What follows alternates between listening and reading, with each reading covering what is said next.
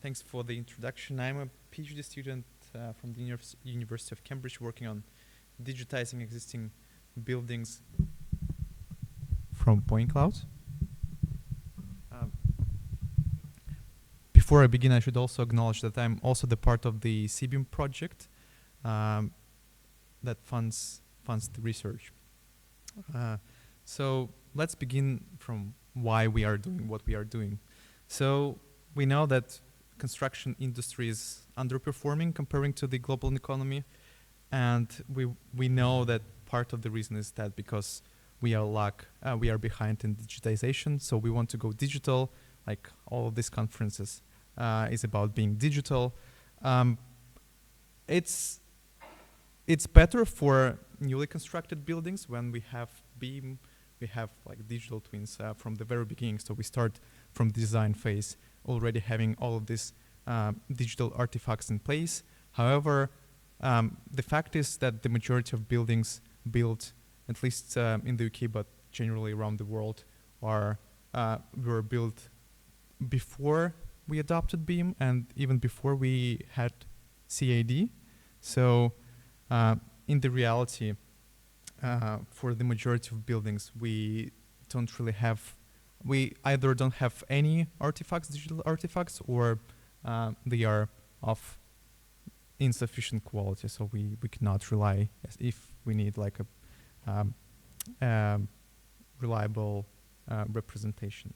So when it comes to geometry, when we want to digitize assets, we usually rely on visual data or point cloud data.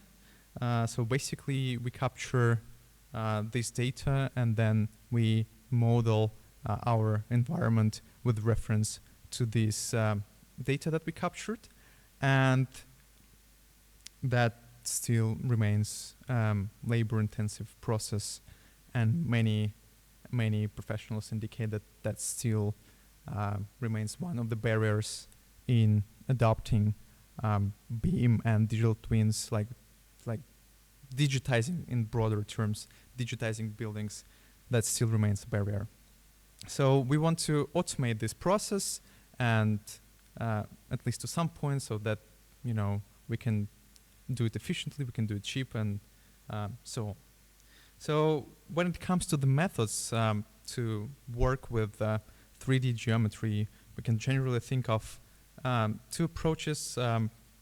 So one, you either define a model like in a mathematical sense, and then try to find this model in your data. Or you can do the other way and feed like a huge chunk of data to the machine and say like, please figure it out and do it yourself. So both of these methods, they have their advantages and limitations. However, to the date, we don't really have methods that can do this end-to-end with good quality and precision. And we also have to keep in mind that we have a few challenges when we're working with built environment, and specifically in this case with indoor environment of buildings.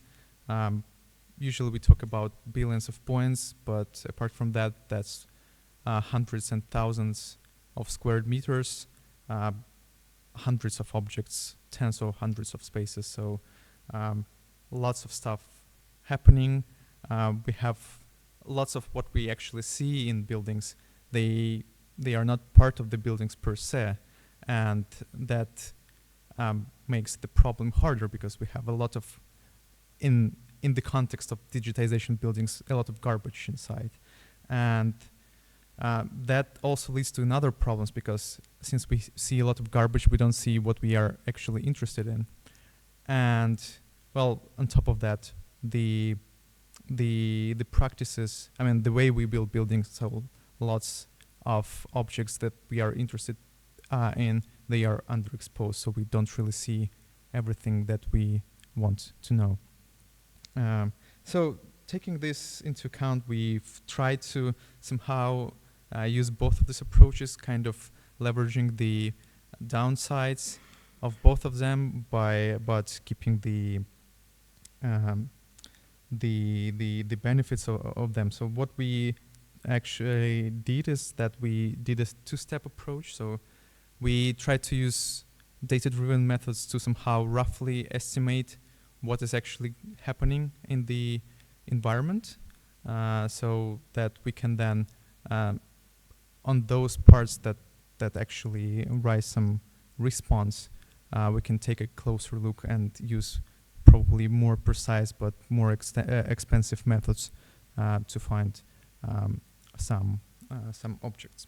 So it basically uses deep neural networks to kind of highlight where the objects that we are looking can be, and then for each of such so-called proposals, we can then take a deeper look.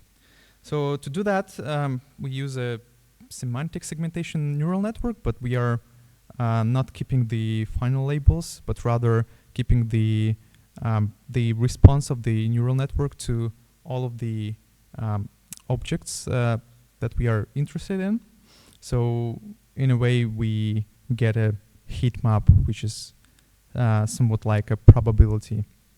And then we threshold that just to keep all of the parts of the point clouds that give some response.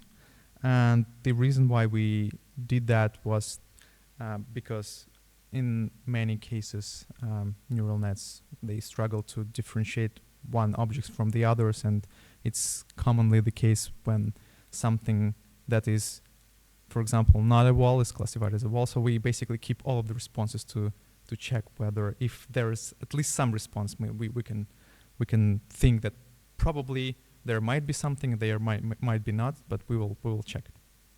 And that generates us a set of proposals, and for each proposal we then employ a model-driven method just to basically check whether we have the object that we are looking for or not.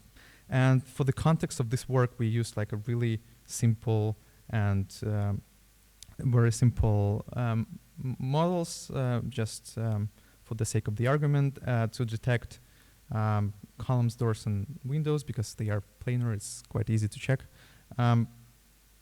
And we then basically compare the dimensions of that with what we usually expect from these objects to be in real life. And when it comes to the proposal detection, since we try to somehow navigate our method to detect objects in a local environment, we report the performance in terms of the area we cover and in terms of the objects that we cover. So the argument here is that employing this, we can reduce the search space in 4 to 20 times in this case, by keeping the majority of objects within this small, in this picture, bounding boxes that contain all of this, most of the objects that we are looking for. And the results for the final model fitting is on the slide here. So apart from the column precision, everything else looks reasonable, let's say, and allows us to detect these objects quite fast, because it's like only a small part of the point cloud we are working with. We can then also superimpose it to the point cloud in terms of segmentation, just to show that could help improving the segmentation if you need to keep the point, like the entire point cloud with these associations. A few examples of somehow failed cases. So here is an example of columns, which are dark green on the slide. I hope it's visible. You can see that sometimes it cannot detect something that is visible just barely, which is not surprising given the simplicity of the model we use. And sometimes it detects if you have like a multiple corners, it may detect in different rooms. It detects a few objects, which also decreases the precision. That's part of the explanation of the results.